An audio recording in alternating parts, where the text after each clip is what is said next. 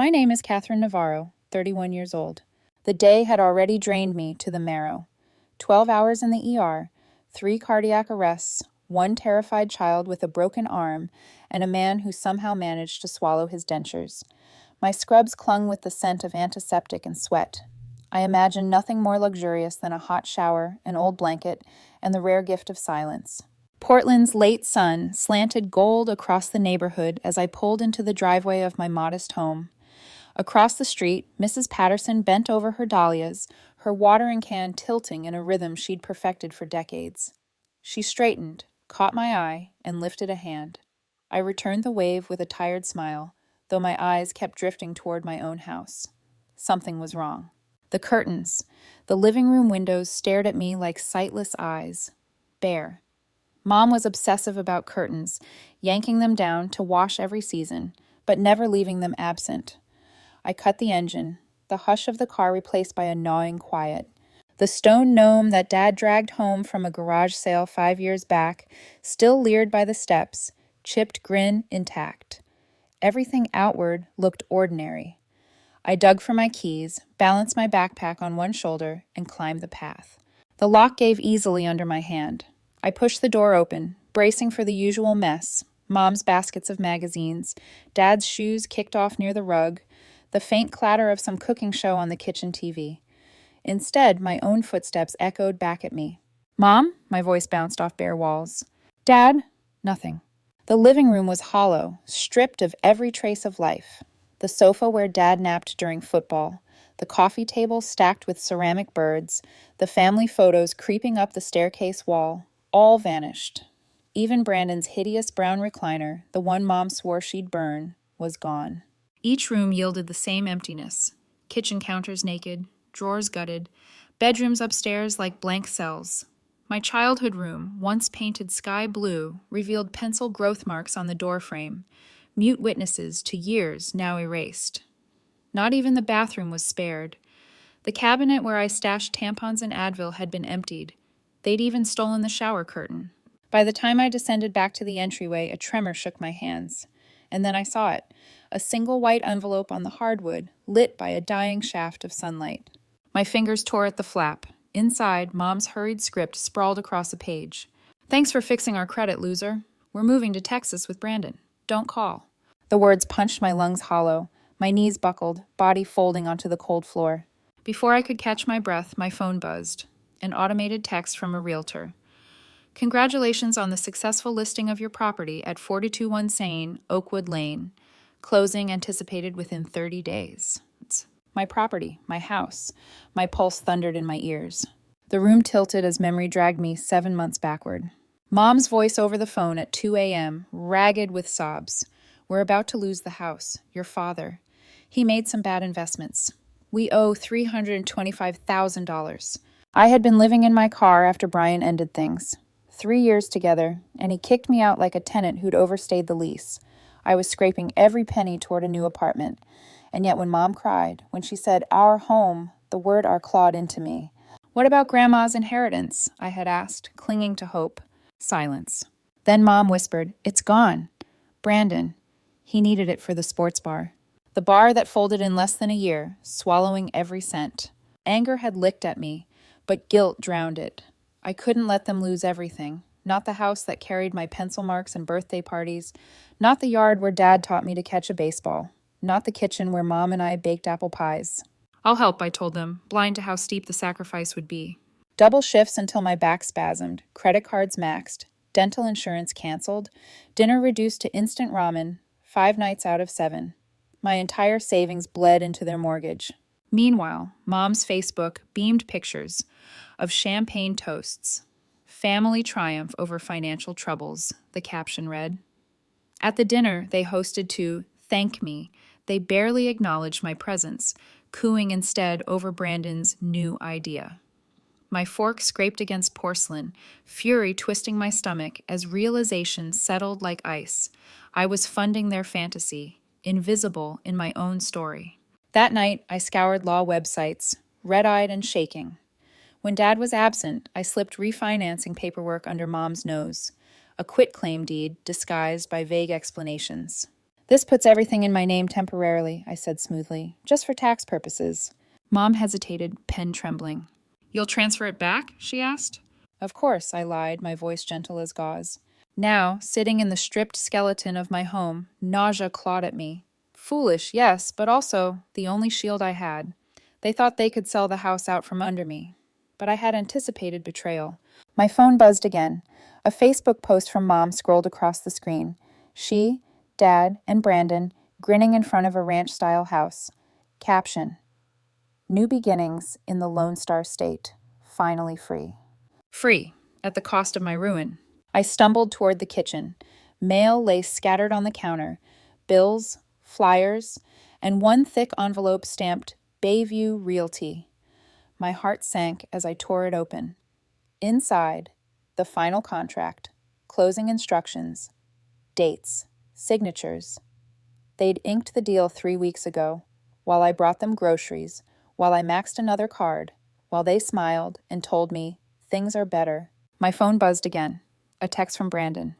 Mom says you're being dramatic again. Dramatic. The word scalded me. I pressed my palms to the counter, breathing in shallow bursts. A dull scrape drew my eyes upward, the edge of wallpaper near the thermostat peeling slightly. I tugged. Beneath it, faint words in pencil emerged. For you. My chest constricted. I had no idea who had written it or when. A breadcrumb from the past. Maybe Grandma's hand. Maybe mine. Outside, the sun slid below the horizon. The house plunged into shadow. For the first time, I saw not emptiness, but clarity. They had taken every object, every illusion. What remained was sharper than grief, harder than despair. This house is mine, and they had made a terrible mistake. The dawn light crept across the bare hardwood like a hesitant guest, illuminating nothing but dust motes, and me, cross-legged on the floor, surrounded by a fortress of papers. My sleep had been fractured, restless. 20-minute bursts on an air mattress I had dragged from the car. Every time I closed my eyes, I saw their Facebook smiles, the Texas flags, the word loser scrawled in my mother's hand. I spread the documents like puzzle pieces, trying to assemble truth out of lies.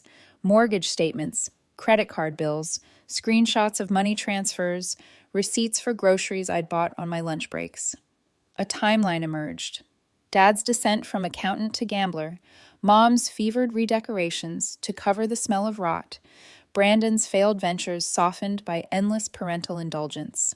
The house looked skeletal, but my crime board of proof gave it bones again. I highlighted every payment in yellow, wrote angry notes in the margins. $700 electric bill after budgeting seminar, $200 steakhouse dinner night. I worked double. Each annotation steadied me. I wasn't insane. I wasn't dramatic. I was the only one who had paid. A knock startled me, too sharp to be imagined. My chest tightened until I recognized the silhouette at the glass. Mrs. Patterson, her silver hair haloed by the rising sun. She held a small box, cardboard corners softened from handling. I saw them loading the truck at midnight, she whispered when I opened the door. Her eyes carried a weight that both condemned and comforted. They told everyone you were moving too, that you approved the sale. My throat ached. They lied. I know. She pressed the box into my hands. I have lived next door 30 years, Catherine. I know when something isn't right. Brandon tossed these in a donation bin. I thought you'd want them. Inside lay fragments of my stolen life. A photograph of me at 12 with braces and bad bangs.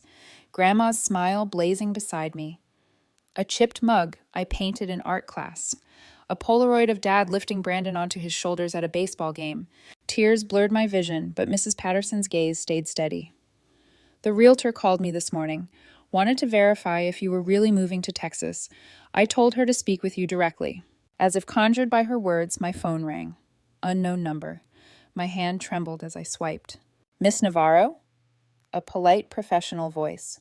This is Lacey from Bayview Realty. I'm calling to clarify a discrepancy with the title. The property is listed under your name alone. Relief crashed over me so hard it left me dizzy. The quitclaim deed, the risky gamble, had worked. Thank you, I managed. When I hung up, Mrs. Patterson squeezed my shoulder. They may be family, but that doesn't mean they're right.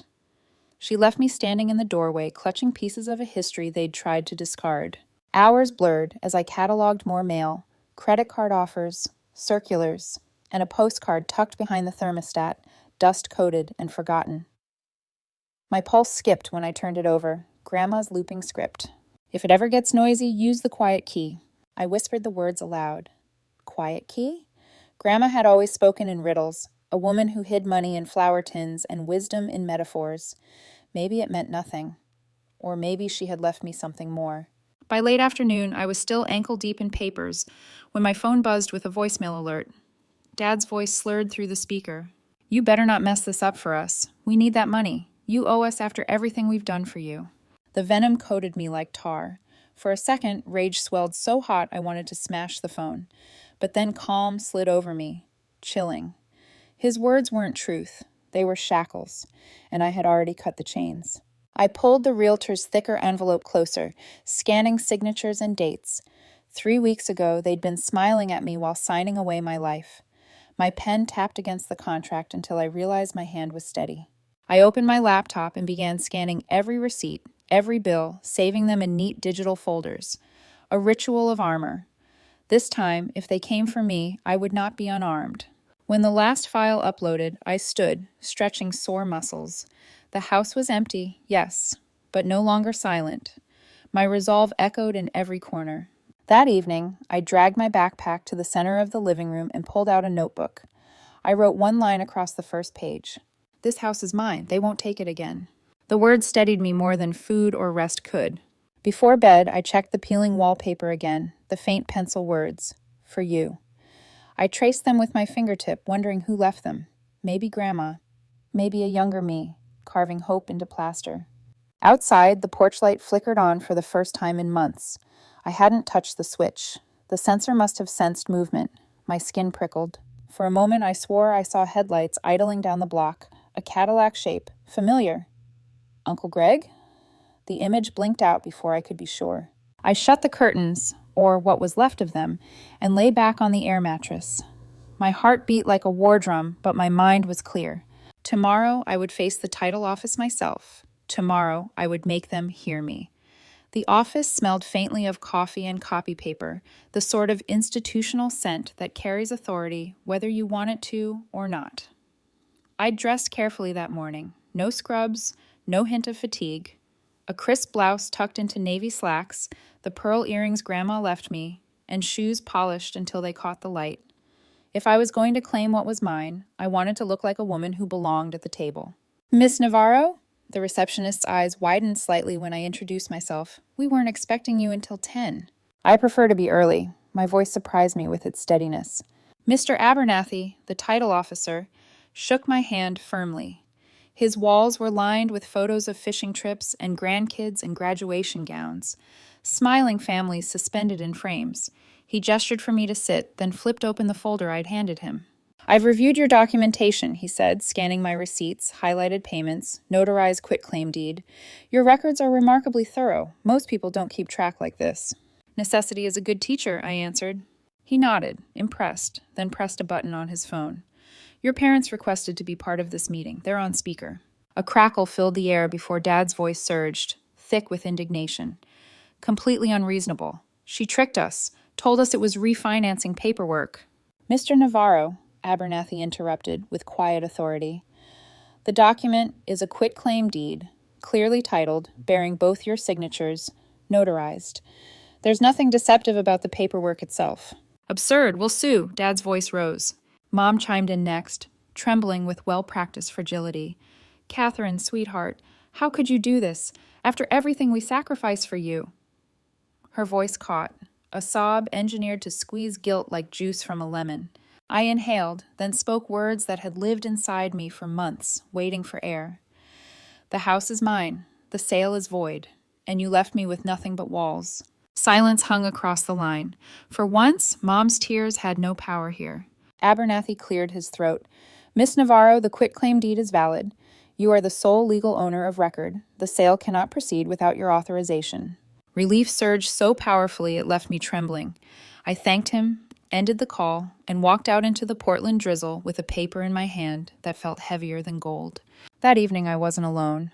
Jennifer, my colleague from the ER, arrived first with an air mattress, a bag of takeout, and a fierce hug. "Just until you get back on your feet," she said, inflating the mattress in my childhood room, now stripped of posters and dreams. Mike from radiology pulled up with a forest green couch stuffed into his truck bed. "It's ugly, but it's comfortable," he grinned. Emma contributed mismatched dining chairs, and Mrs. Patterson appeared at my door with a cardboard box of salvaged family photos she'd borrowed when she caught Brandon tossing them. By sunset, my living room wasn't empty anymore. The furniture didn't match, but each piece was given, not stolen. It felt like oxygen filling a collapsed lung. Later, when I sat cross-legged on the green couch, the house hummed with faint laughter and the scrape of chair legs. My phone buzzed again. A name I hadn't expected. Mara. Brandon's girlfriend of 2 years. Her voice was hushed, urgent. "I left him, Catherine. I couldn't stay knowing what they did to you. Brandon showed me the texts. They planned this for months. I saved some screenshots. I'll forward them. You should have proof." For a moment, the room tilted. Proof, not just suspicion. They'd plotted this betrayal like a business venture, while I worked nights to feed them. "Thank you," I whispered, throat tight. "Don't thank me. Just don't let him spin this as your fault." Her laugh was bitter, hollow. When the call ended, I sat with the phone pressed against my chest, Mara's words echoing louder than any of Dad's threats. Before bed, I turned to the practical. New locks on every door, a cheap but sturdy deadbolt from the hardware store, an entry-level security system I installed myself, cameras covering the porch, sensors on the windows. It took me 3 hours, cursing and sweating, but when I heard the soft click of the system arming, something inside me unclenched. At 2:14 a.m., the first alert buzzed. My phone screen filled with a grainy image, a figure on the porch, hood pulled up, testing the handle. My stomach dropped, heart pounding so hard it rattled my ribs. The person lingered for 10 seconds before retreating, vanishing into the rain. The footage was too blurry to identify, but the shape of the shoulders, the gait, I swore I knew it. Brandon or Uncle Greg, circling like a vulture on behalf of my parents. I saved the clip, locked the phone, and lay back against the mattress. The fear was real, sharp, undeniable, but beneath it, something harder pulsed. They wanted me shaken, desperate, pliable. Instead, each act of intrusion only built another brick in the wall I was constructing around myself. When I finally closed my eyes, I repeated the words I'd spoken in Abernathy's office. "The house is mine." The days blurred into one another, each dawn beginning with the same hollow echo of a house stripped bare, yet slowly filling with fragments of my new life. By the third morning, the rhythm of the security system's little beeps when I armed it felt almost like companionship. The emptiness no longer mocked me. It waited. Work steadied me. Dr. Winters pulled me aside in the ER, his lined face soft with concern. "Approved your request for extra shifts," he said, handing me the schedule. "Holiday pay will help you rebuild." His words landed heavier than intended, because rebuilding meant admitting I'd been destroyed. I nodded, thanked him, and pushed on.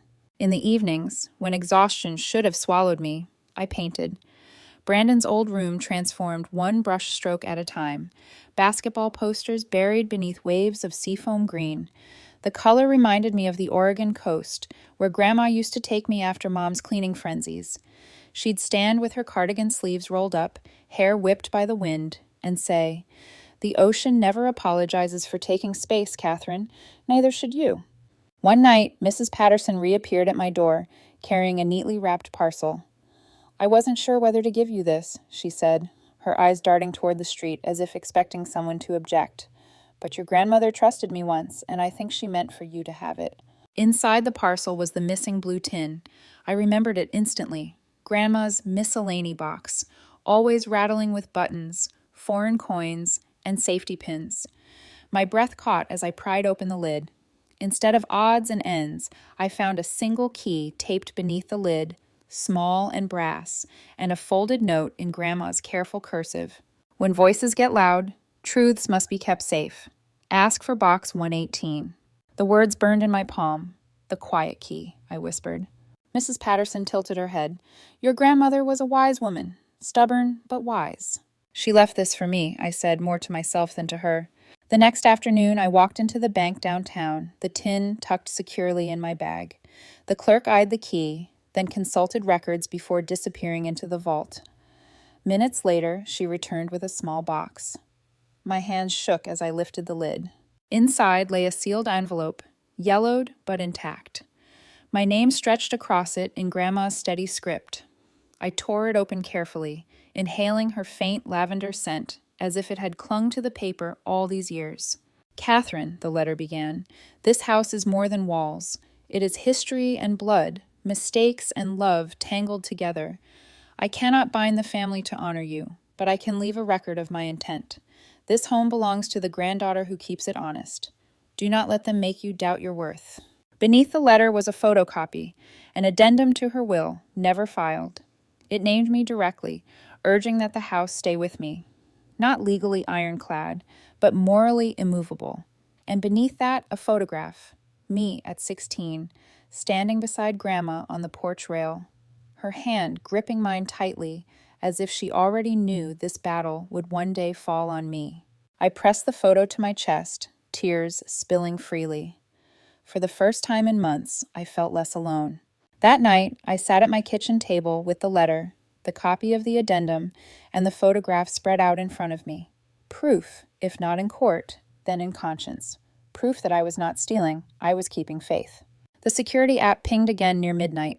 My body tensed as I checked the screen. A car lingered at the end of the block. Headlights off, shape bulky, Cadillac-like. Uncle Greg's, maybe. The figure never approached, but the idling lasted long enough for dread to root itself. I saved the clip, emailed it to myself, and wrote in my notebook, keep evidence, keep boundaries. The next morning, I dressed not in scrubs, but in the navy slacks again. The pearl earrings. When I looked in the mirror, I saw someone who had absorbed betrayal and transmuted it into steel. Grandma's words echoed, do not let them make you doubt your worth. By the time I left for work, the photograph of Grandma and me had already claimed the mantle where my parents' wedding portrait once hung. Their faces no longer watched over this house. Hers did. The storm rolled in just after dusk, thick drops hammering against the roof like fists demanding entry. Lightning split the sky, briefly illuminating the green couch, the mismatched chairs, the stacks of evidence still spread across my dining table. I'd been rehearsing this moment in my head for weeks, how I'd speak, what I'd show them, the armor I'd wear. Still, when the doorbell rang, my stomach lurched. Through the peephole, I saw them, Mom, Dad, and Brandon huddled under a single umbrella, rain sluicing down their faces. Mom clutched her coat collar dramatically, mascara bleeding into black rivers. Dad's shoulders sagged in a way I'd never seen before, like a man who'd finally lost a long bluff. Brandon, jaw tight, shoved past them both to pound once more on the door. I opened it. For a heartbeat, none of us moved. Then Brandon pushed inside, water dripping onto the refinished hardwood. You need to fix what you broke, he snapped, eyes darting around as if cataloging what I still had left. I said nothing, only stepped aside and gestured toward the living room. Sit. They hesitated but obeyed. The storm groaned outside as I set a folder on the coffee table, my hands steady despite the pounding in my chest. I've kept records, I began, voice low but sharp. $78,000 paid toward the mortgage and taxes, another $23,000 in credit card debt, all to save this house. Receipts are highlighted. Dates align with your vacations and dinners out. Mom's hand flew to her throat. Catherine, we never... I slid the framed note across the table. Thanks for fixing our credit, loser. Her face drained of color. Dad's jaw clenched. That was a mistake. Heat of the moment. Funny, I said. It looks deliberate. Just like the contract you signed 3 weeks ago while I was working nights. Brandon leaned forward, fingers stabbing toward me. You think you're so righteous? You tricked them with paperwork. I met his glare. You mean the quitclaim deed you all signed, notarized? The one that saved this house from foreclosure? Yes, I did.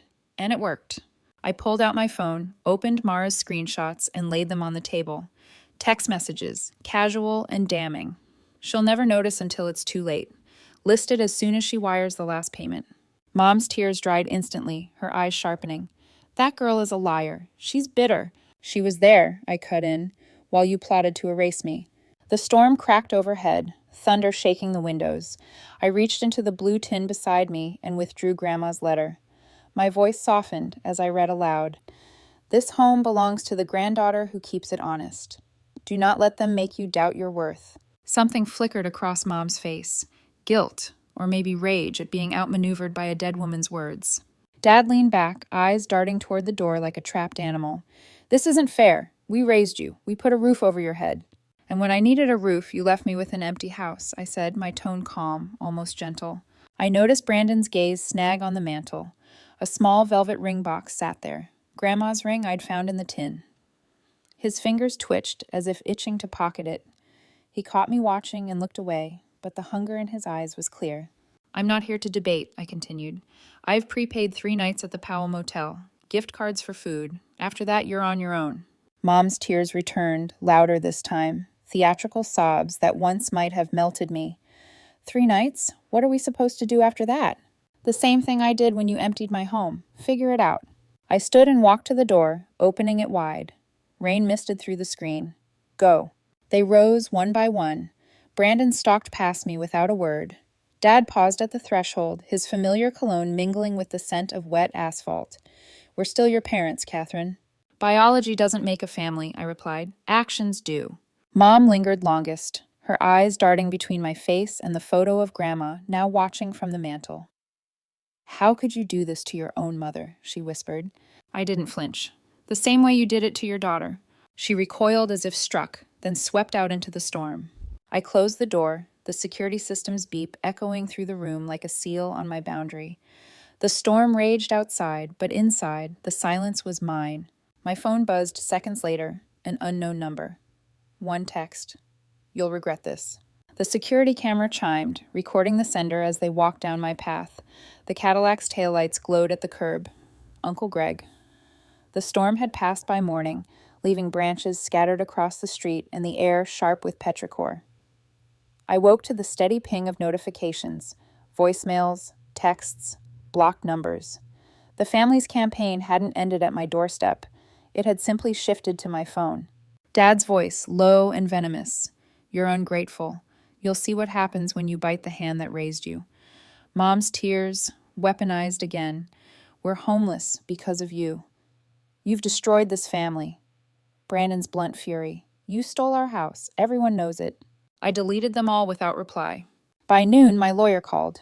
"Good news," she said briskly. "The challenge to the quitclaim deed has been dismissed. The judge saw no grounds for fraud. They can't touch your ownership." Relief flooded me, but it was tinged with something harder, finality. The fight wasn't over, but the battlefield had changed. That night, the security app pinged again. A rear yard alert. I clicked open the feed and froze. A figure limped past the gate, head ducked beneath a hoodie. Not Brandon. His gait was cocky, fast. This limp was familiar in a different way. Uncle Greg. I called the non-emergency line, reported trespass, sent the footage. When the officer asked if I wanted to press charges, I hesitated, then said no. Let them stew in their own desperation. My energy wouldn't be wasted chasing shadows. The next week, I turned inward. Brandon's old room had dried seafoam walls now, the paint soft and luminous. I hauled in a pottery wheel I found secondhand, covered the floor in drop cloths, and started shaping clay. The first bowl collapsed in my hands, wet and graceless, but the second held. Shaping something from nothing steadied me in a way paperwork never could. Work brought its own rhythm. Long shifts blurred together, alarms, sutures, cardiac compressions. But one evening, a nursing student lingered after rounds. "Lucia," she introduced herself, wringing her hands. I heard what happened. My family..." Her voice cracked. "They drain me. I can't keep paying their bills and still finish school." I saw myself in her trembling posture, the weight she carried. I placed a hand on her arm. "You can't set yourself on fire to keep them warm. Let me help. I've got a spare room if you ever need a night off." Her eyes widened, wet with disbelief. In that moment, I realized what Grandma had meant. The house wasn't just walls. It was stewardship. Keeping it honest meant learning when to give without erasing yourself. A week later, I sat in a circle of folding chairs at Providence Hospital. 8 others, each with their own scars. A support group for financial abuse survivors. When my turn came, I swallowed hard. "My family emptied my house," I said. "They called me dramatic, ungrateful, selfish. But all I did was stop letting them take." My voice wavered at first, then steadied. Sometimes the most loving thing you can do is say no. Heads nodded. A man whispered, "Thank you." When I got home that night, another padded envelope lay on my porch. Return address, Texas, now crossed out, undeliverable. I opened it to find old mail I'd forwarded, boomeranged back because they'd already moved on. No fixed address. Drifters chasing a dream that had curdled. Scrolling later, I saw a pawn shop's Facebook page advertising vintage rings. My chest tightened. The velvet box on my mantel was empty. Brandon must have tried for it during the stormy night. His fingers hovering before fear, or maybe shame, pulled him back. I locked Grandma's ring in the bank the next day, tucked safe beside her letter. The house felt different as I clicked the deadbolt shut that evening. Not empty, not stolen. A fortress rebuilt brick by brick with truth, work, and boundaries. For the first time, I believed I could hold it.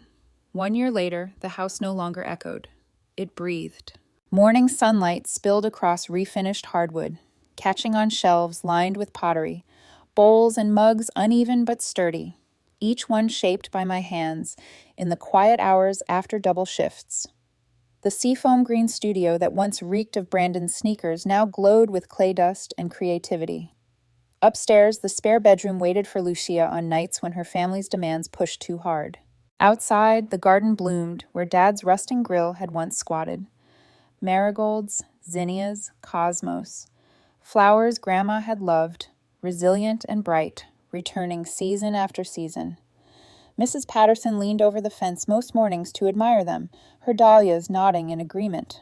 The housewarming arrived on a warm June afternoon.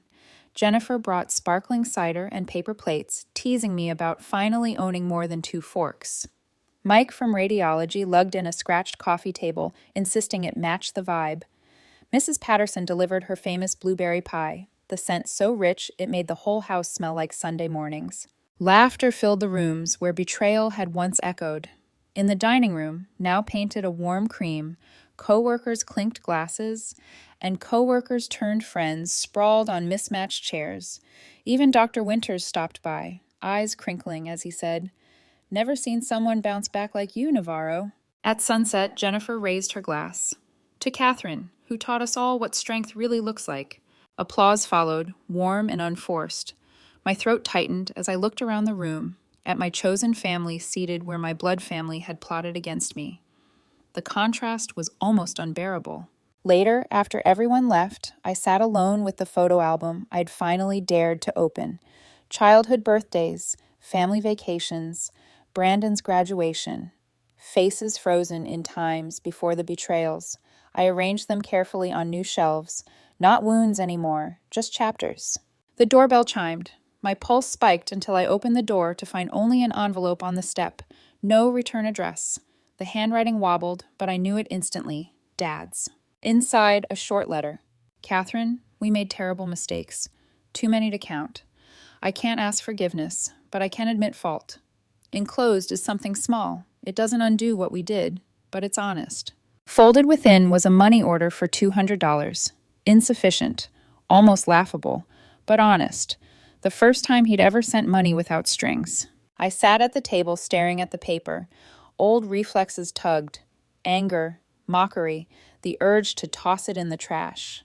Instead, I breathed and reached for my pen. "Dad, thank you for the attempt. I wish you sobriety, work, and peace. My door remains closed. My mailbox is open." I sealed the envelope and left it by the door for tomorrow's post. That night, I moved Grandma's photo to the front window, where the marigolds glowed in the streetlight. Her eyes twinkled as though she approved. On the porch, I sat with a mug of cider and let the night wrap around me. Across the street, Mrs. Patterson waved before retreating inside. Down the block, the Collins family walked their dog, pausing to admire the flowers. My world was smaller now, but steadier. The stone gnome still grinned from his chipped corner by the steps. For years, I'd hated its ugliness, its stubborn permanence. Now it looked like a sentinel, watching over what I'd fought to reclaim. The past still pulsed faintly in the walls, arguments, betrayals, tears, but it no longer dictated the present. The boundaries I'd built held. Safety isn't loud, it's steady. I closed the door, locked the deadbolt, and leaned against the solid wood.